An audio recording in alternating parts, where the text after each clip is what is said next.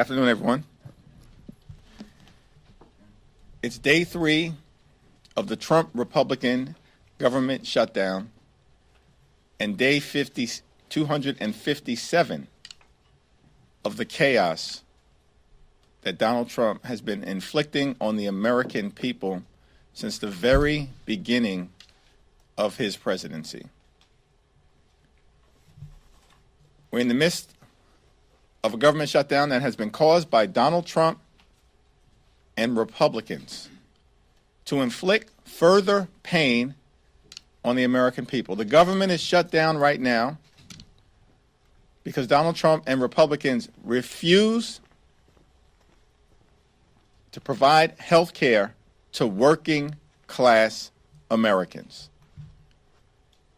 Throughout this week, Donald Trump has been missing in action. He remains in the Presidential Witness Protection Program. House Republicans are on vacation all across the country and the world, and Senate Republicans continue to vote on the same partisan Republican spending bill that's dead on arrival because it guts the health care of the American people. Donald Trump and the Republicans are not behaving responsibly. They're not behaving in a serious manner. They don't want to reopen the government, and they certainly do not want to address the health care crisis that Republicans have created throughout this year, including as it relates to their one big, ugly bill that hurts everyday Americans in order to reward their billionaire donors. Democrats made clear, including at the White House meeting on Monday, that health care premiums, copays, and deductibles were about to skyrocket for tens of millions of Americans all across the country in an environment where the cost of living in this country is already too high. Donald Trump has already made life more expensive because of his tariffs and failed Republican policies. But that cost of living crisis is about to get worse, particularly as it relates to health care costs. Here are just 3 examples as it relates to the types of skyrocketing health care costs that everyday Americans are about to confront. In the Commonwealth of Virginia, by way of example, just one plan. Currently, this health care plan costs an everyday American, a working class American, $595.94 a month. But because Republicans refuse to extend the Affordable Care Act tax credit, that same plan is going to go up to $1,890 per month. How is that possible for working families to afford? That's in Virginia. In Idaho, Silver Plan currently available for $611 per month. But it's now public information that because of the Republican refusal to extend the Affordable Care Act tax credits, that same plan, currently $611 per month, will go up to $2,083 a month in an environment where America is already too expensive, where the cost of living is already too high, where the Trump tariffs are already imposing thousands of dollars per year of additional costs. And now, healthcare costs is about to skyrocket out of control. One final example. In Georgia, the heart of Dixie, in the Deep South, current Silver HMO plan from Kaiser Permanente, currently it costs $699 per month. But because of the Republican refusal to extend the Affordable Care Act tax credits. That same plan, currently $699 per month, is about to skyrocket to $2,763 a month. This is going to cause medical bankruptcy for some, and millions of others will be unable to afford the health care that they need for themselves, their children, and their families. This is why we need to deal with the Republican health care crisis right now, because the crisis is having real impact on working class Americans right now. And the notion that there's time to wait. Think about this. That Republicans spent all year focused on their one big ugly bill so they can permanently extend massive tax breaks for the wealthy, the well-off, and the well-connected, for their billionaire donors, in order to subsidize the lifestyles of the rich and shameless. That's what they've done all year. And these tax breaks for the wealthy and the well-off, they were scheduled to expire on December 31st. But they spent months obsessed with rewarding their billionaire donors with massive tax breaks, but now claim that the Affordable Care Act tax credits, which expire at the same time as those tax breaks for their wealthy friends, no, they can't be bothered. They can't be bothered with extending them right now. Why is this? Because Republicans just want to gut health care for the American people. And Democrats will continue to stand on the side of the American people, fight for their health care, and improve their quality of life. Questions? Majority Leader Thune, Speaker Johnson have said that they are willing to negotiate on the ACA tax credits, but only if the government is reopened. Is it that Democrats don't trust that they would negotiate in good faith without the leverage of a government shutdown? Well, we don't view a government shutdown as leverage. Republicans have shut the government down. Republicans control the House, the Senate, and the presidency. They've shut the government down. Now, of course, we've made clear we will work in a bipartisan way with our Republican colleagues, try to find a path forward, reopen the government, and reach a spending agreement, but it has to meet the needs of the American people. If we're going to vote affirmatively on a spending bill, I think the American people understand it's reasonable for us to make the point that that spending bill should actually improve the lives of the American people, particularly as it relates to dealing with the Republican health care crisis that is present right now.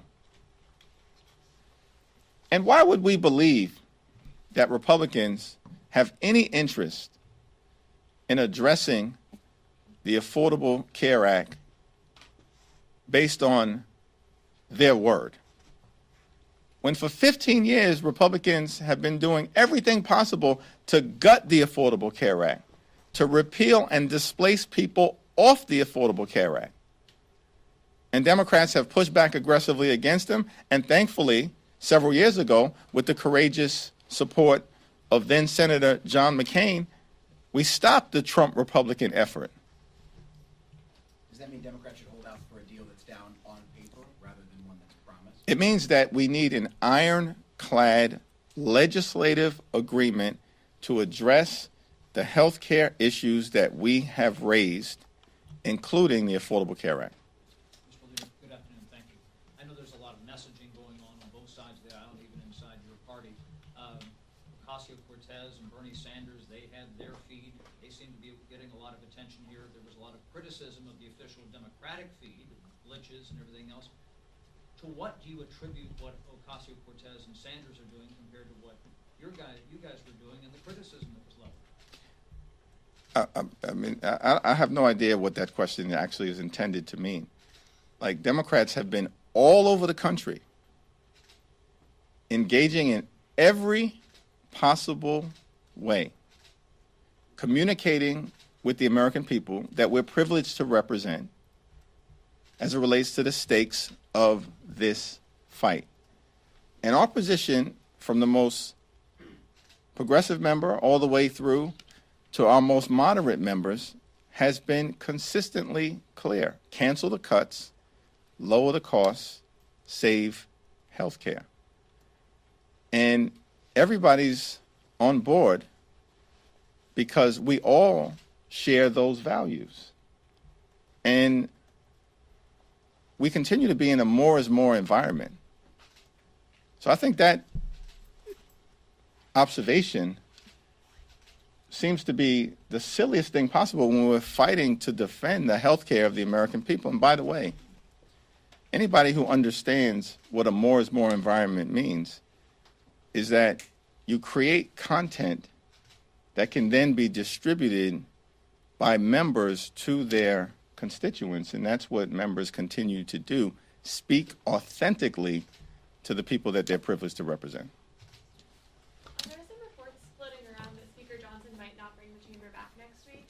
What guidance have you gotten about next week's House schedule, and are you concerned about this further delaying the swearing in of Congressman-elect Adelita Grijalva? House Republicans continue to be on vacation, spread out across the country and the world, and this makes no sense. It's Exhibit A for the fact that House Republicans wanted to shut the government down and have no interest in reopening it because they don't want to provide health care to everyday Americans. Have you spoken to Speaker Johnson about the timing of swearing in of Adelita Grijalva, and if so, what did he say? It's our expectation that Representative-elect Adelita Grijalva will be sworn in as soon as the House is back in session next Tuesday. Thanks. Yeah. Congressman Khanna tweeted at Standing Hoyer about receiving APEC money, calling for him to step aside. Do you have any comments on the sentiment that he put out and APEC's response? I haven't seen that particular social media post, so I'd have to talk to Congressman Khanna about it. But what I will say is that Steny Hoyer has been a tremendous public servant throughout the duration of his career, and there's a reason why his constituents continue to elect him. And it's my expectation that that will continue. Thank you. Thanks. You got it. Yeah. Thank you, Jeffries. The White House has said that it's preparing for mass layoffs all throughout the government, and then President Trump himself posted a video of Russ Vought being depicted as the Grim Reaper. Do you have a response to the cuts that might be impending given the ongoing shutdown? Well, Donald Trump and Republicans have shut the government down as part of their ongoing effort to inflict pain and suffering on the American people. This is day 3 of the Trump shutdown, but it's day 257 of the chaos that Donald Trump and his administration and Republicans have been inflicting on the American people, including mass firings that they've already done outside of a government shutdown. This is who they are. Cruelty is the point when it comes to Trump policies. And his administration and Republican control of the House and the Senate has been a complete and total failure. And the American people know it. The overwhelming majority of the American people have already come to the conclusion that the country is moving in the wrong direction, that costs are too high, that the Trump tariffs have been a failure, that Republicans have broken our health care system, that the flood of extremism that has been unleashed on the American people, on black and brown communities, on law-abiding immigrant families, on the rule of law, on the American way of life itself, is out of control. And that Donald Trump and Republicans have failed to keep their core promise, which is to make life better and more affordable for the American people. Costs haven't gone down, they're going up. And healthcare costs are about to skyrocket because of the Republican refusal to extend the Affordable Care Act tax credits or address the healthcare crisis that they've created. Last night, the president also posted a video of an artificial intelligence-generated video of you being thrown "Make America Great Again" hat. How do you have a response just to the videos and comments that he's been making on social media about you and Leader Jeffries, and how do you believe that may impact your ability to negotiate with them? Well, Donald Trump has behaved in a deeply unserious and deeply unhinged manner. And it's evidence of the fact that Republicans have a weak argument So they've resorted to deep fake videos and to lying about the nature of the policy discussion. They've refused to bring House Republicans back to Washington, D.C. It's all evidence of the fact that Republicans are unserious. They know that Democrats are standing on the side of the American people by fighting to defend their health care, defend hospitals and nursing homes and community-based health centers that are closing all across America because of the Republican action taken in their one big ugly bill. They're on defense because they know that they enacted the largest cut to Medicaid in American history. They're on defense because Republicans know that as a result of their actions, the country is about to face a $536 billion cut to Medicare at the end of the year if Congress doesn't act. They're on defense because they know the Affordable Care Act tax credits are popular with the American people because the American people know that we should be standing on the side of working class Americans. That's what Democrats are doing, as opposed to Republicans always being on the side of the wealthy, the well-off, and the well-connected. Thank you, Leader. You've taken a hardline stance on these Affordable Care Act tax subsidies. It impacts roughly 20 million people, which is 5 to 6% of the population. Is it really worth burdening the rest of the country, the rest of the 95% of the country, with the government shutdown over something that impacts only 5 to 6%? We've made this healthcare fight about all of the things, all of the people. And by the way, just to be clear, everyone is about to experience dramatically increased premiums, copays, and deductibles because of the Republican healthcare crisis. Everyone in America. And as that happens, they'll know that this is a result of Donald Trump and failed Republican policies who have launched the largest assault on health care in American history. It's a Republican assault on the health care of rural America, urban America, small town America, the heartland of America, and black and brown communities all across America. It's an unprecedented Republican assault on health care and a massive crisis that impacts everyone, which is why we've been very clear. We're fighting for everyone. And the reality is the dramatic increases in health care premiums that the American people are about to experience, some are connected to the Affordable Care Act tax subsidies and tax credits that Republicans are unwilling to renew in states like Virginia, a purple state, in states like Idaho and Georgia. These are red states. So is your question, we shouldn't be fighting for the people of Georgia and Idaho who are about to experience dramatically increased health care costs? Is that not a good fight for us to wage? We're standing up for Republican constituents because Republicans won't stand up for their own constituents. But this is everyone in America. Everyone in America is suffering because of the cost of living crisis caused by Donald Trump's failed policies, and everyone in America is suffering from the Republican health care crisis. They said they're willing to negotiate. Everyone. When it reopens. Thank you, Leader. Congressman Ralph Norman has filed legislation to abolish paychecks for members of Congress during a government shutdown with no payback. Seeing as tens of thousands of Americans will now go without pay for the foreseeable future as a result of the government shutting down, would you agree that members of Congress should also go without pay, and is that something you would support? Yeah, I haven't had a conversation with Ralph Norman or seen that legislation. Thanks. Thank you, Leader Jeffries. To your earlier question on Republicans possibly not coming back to the House next week, if they don't, would you still bring House Democrats back into town, similar to what you did this week? Yes. Thank you. Some Republicans are saying that they won't support any ACA subsidies without high protections. Is that something that Democrats are looking to support? Here's the problem with Republicans. They continue to try to jam their extreme right-wing ideology down the throats of the American people. When will they learn their lesson? I mean, this is about the health care of everyday Americans. They continue to try to confuse the issue. We're fighting for hard-working American taxpayers to make sure that working class Americans don't continue to suffer from the Republican health care crisis. And now Republicans want to inject other issues. These aren't serious individuals. They want to keep the government shut down. They shut it down, and now they want to keep it shut down. And the American people know it.